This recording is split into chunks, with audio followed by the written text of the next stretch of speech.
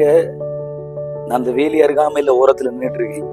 இந்த சைடு இது வேற இடம், இந்த சைடு இது நம்மளோட சொந்த பிளாட்டு, நம்ம இடங்கள். பாருங்க, எதற்காக வேலி போட்டிருக்கிறோம்னா, ஆடு மாடுகள் அதே போல சில மனுஷர்கள் இங்க இதை நஷ்டப்படுத்திடக்கூடாது, இதையும் சேதப்படுத்தி விடக்கூடாது என்பதற்காக தான் அந்த வேலி. வேதாகமத்தில் அழகாய் சொல்லியிருக்கிறது, யோபுக்குண்டான அத்தனையும் ஆண்டவராகிய இயேசு கிறிஸ்து வேலி போட்டு பாதுகாத்தார். அதே போல உங்க குடும்பத்துல ஒரு பாதுகாப்பு உண்டு, அதே போல உங்க பிள்ளைகளுக்கு ஒரு பாதுகாப்பு உண்டு. இதே போல இந்த உலக பிரகாரமான இந்த வேலியை தாண்டியே வர முடியலன்னா, ஆண்டவருடைய அக்னி மதில் வேலியா இருந்தால் உங்க குடும்பத்தை எந்த சத்துருவும் தொட முடியாது, எந்த மனுஷ சக்தியும் தொட முடியாது.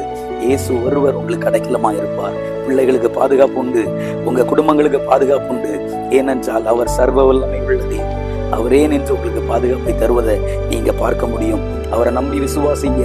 கர்த்தர் உங்களுக்கே வேலி போட்டு அக்னியாய் பாதுகாக்கிறதை நீங்க பார்ப்பீங்க. God bless you.